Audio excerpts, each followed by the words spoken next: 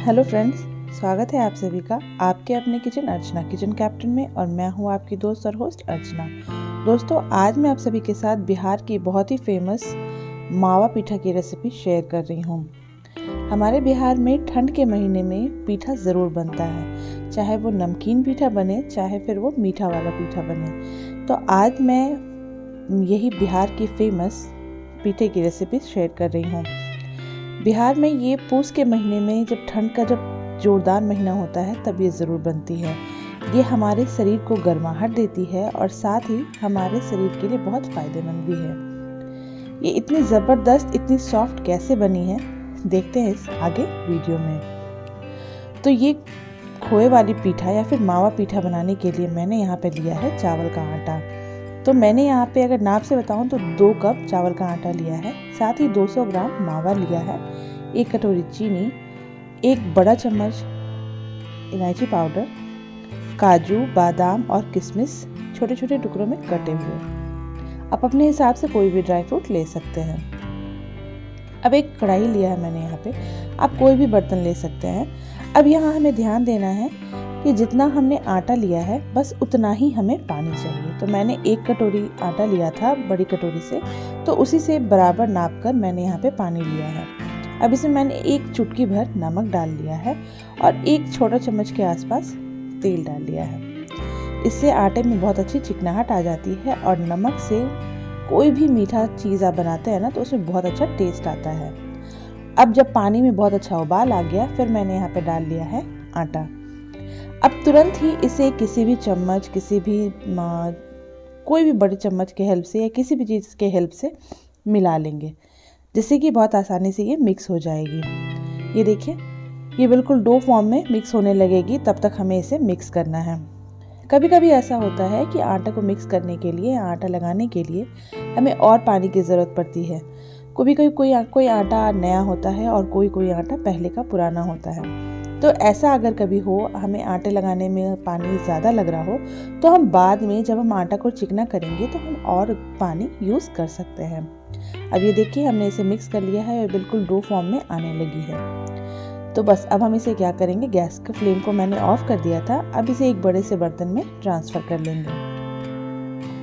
ये देखिए, मैंने एक बर्तन में इसे ट्रांसफ़र कर लिया है और अब हम इसे ढक कर साइड में रख देंगे, क्योंकि अभी ये बहुत गर्म है। इसे हम हाथ से तुरंत मिला नहीं सकते हैं, इसलिए अभी हम इसे थोड़ी देर के लिए साइड रख देंगे। तो जब तक आटा सेट हो रहा है या थोड़ा सा ठंडा हो रहा है, तब तक हम इसकी स्टफिंग तैयार कर लेते हैं। तो स्टफिंग बनाने के लिए मैंने एक बर्तन में यहाँ पे 1 बड़ा चम्मच घी लिया है और इसमें सारे ड्राई फ्रूट मैंने डाल लिए हैं। मैंने यहाँ लिया है काजू, किशमिश और बादाम। आप अपने टेस्ट के अकॉर्डिंग और जो भी आपको पसंद हो वो ड्राई फ्रूट यहाँ पे ऐड कर सकते हैं, और अगर इसमें से कुछ हटाना चाहे तो हटा भी सकते हैं। अब इस ड्राई फ्रूट्स को करीब आधे से 1 मिनट के लिए हमें थोड़ा सा भून लेना है। ध्यान रखेंगे कि ड्राई फ्रूट को जलने नहीं देंगे, नहीं तो इससे इसका टेस्ट खराब हो जाता है।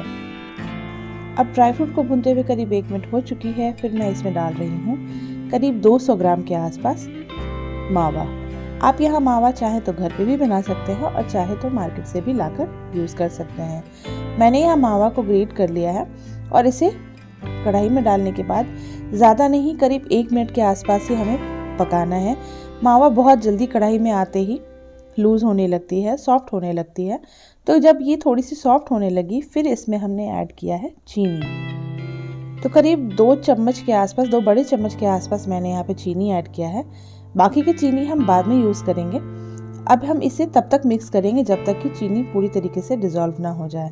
ज़्यादा देर नहीं लगता है, क्योंकि सारी चीज़ें गर्म हैं तो चीनी भी बहुत जल्दी पिघल जाती है। आप अपने टेस्ट के हिसाब से चीनी की मात्रा कम या ज़्यादा कर सकते हैं। अब चीनी पूरी तरीके से पिघल चुकी है, तो अब हम यहाँ पे ऐड करेंगे डेसिकेटेड कोकोनट पाउडर, या फिर जो नारियल का बुरादा जिसे हम कहते हैं ना, वो। आप चाहें तो सूखे नारियल जो होती है, जिसे हम गड़ी कहते हैं, उसे भी यहाँ पे ग्रेट करके यूज़ कर सकते हैं।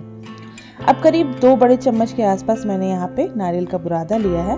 अब इसे भी हम मिक्स कर लेंगे और इसे मिक्स करने के बाद वापस से 1 से 1.5 मिनट के लिए पका लेंगे, या तब तक जब तक कि ये थोड़ी सी ड्राई ना हो जाए।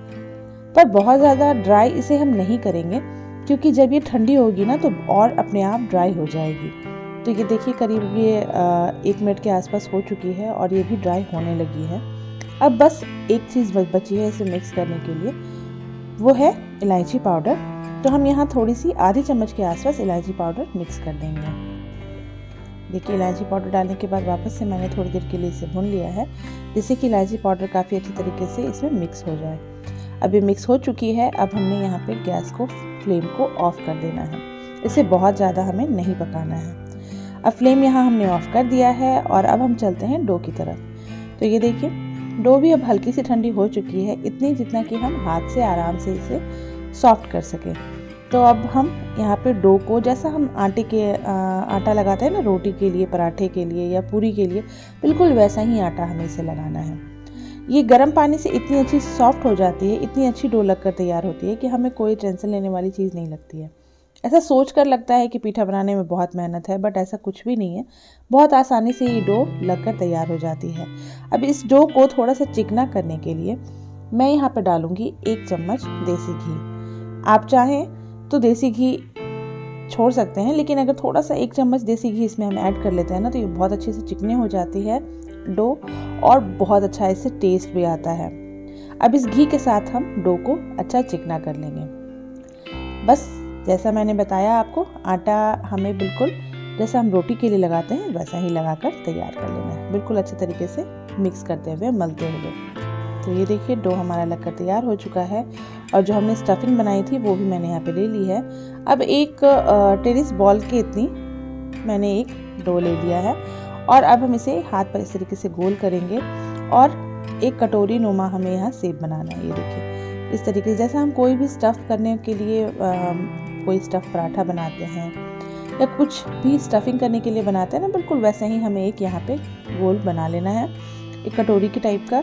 और फिर इसमें हम यहाँ पे स्टफिंग फिल कर देंगे। आप कम या ज़्यादा अपने हिसाब से स्टफिंग फिल कर सकते हैं, अपने हिसाब से बड़ा या छोटा जैसा भी आपको बनाना हो वैसा पीठा बना सकते हैं। मैंने यहाँ पे थोड़े बड़े बड़े साइज़ के पीठे बनाए हैं, आप चाहें तो छोटा या फिर आप चाहें तो इससे भी बड़ा, जैसा भी आपका मन हो वैसा बना सकते हैं।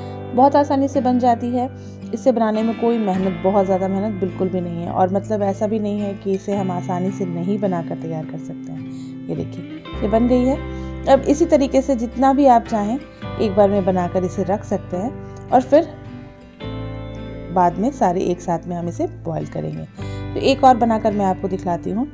एक साइज़ तो जैसा मैंने आपको अभी दिखाया वैसा, और एक और शेप है गोल, हम इसे गोल भी बना सकते हैं, बिल्कुल सेम प्रोसेस है।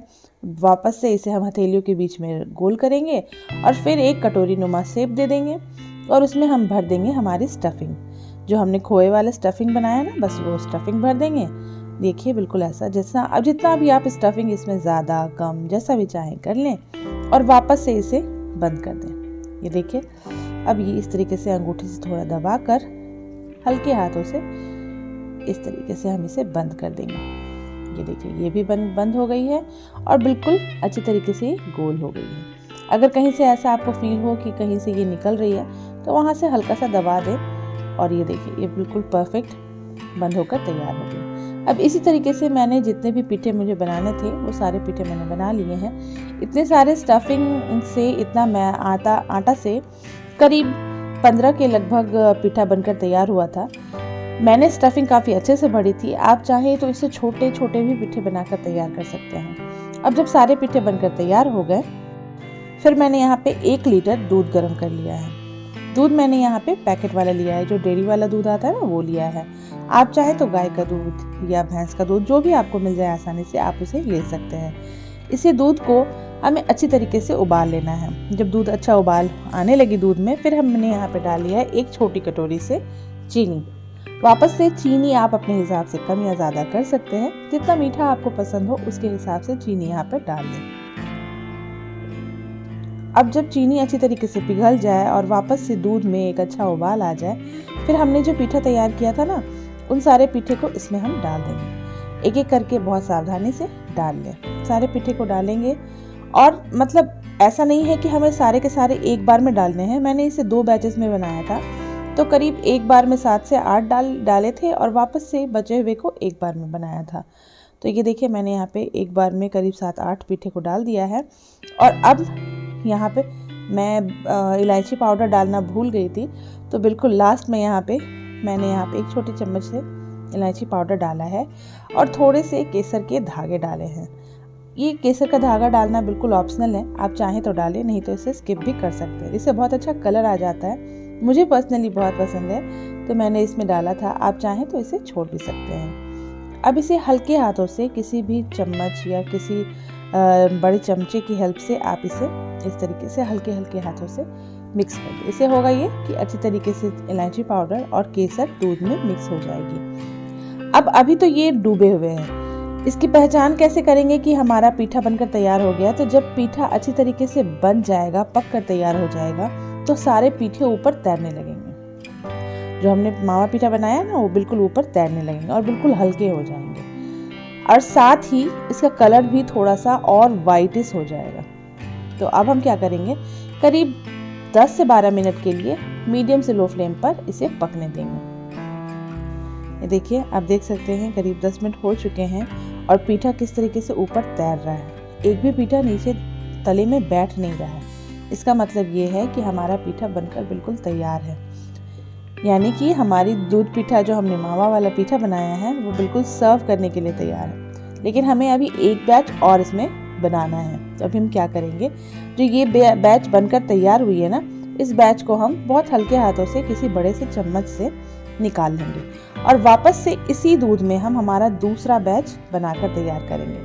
तो एक बार चेक करने के लिए, अगर आपको ऐसे समझ में ना आए तो किसी चम्मच की हेल्प से आप थोड़ा सा, फोक की हेल्प से आप थोड़ा सा इसमें छेद करके देख सकते हैं या फिर टिप करके देख सकते हैं। आपको समझ में आ जाएगा कि ये पककर तैयार हो चुकी है। ये देखिए, ये अपने साइड से थोड़े बड़े दिख रहे हैं और कलर भी काफ़ी लाइट हो चुका है।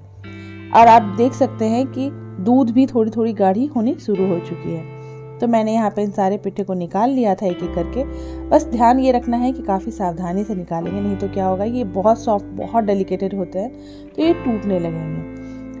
अभी तक देखा आपने, हमारा एक भी पिट्ठा टूटा नहीं है। वापस से मैंने दूसरा बैच भी डाल लिया है और सेम प्रोसेस से करीब 10 मिनट के बाद ये पीठे भी हमने निकाल लिए हैं। ये पीठा देखिए, मैं आपको दिखला रही हूँ। बस इस तरीके से मैंने हल्का सा चेक किया और इसे भी निकाल लिया। सेम प्रोसेस से मैंने सारे पीठे बनाकर तैयार कर लिए हैं और जब तक हमारा सारा पीठा बना तब तक दूध भी काफ़ी गाढ़ा हो चुका था।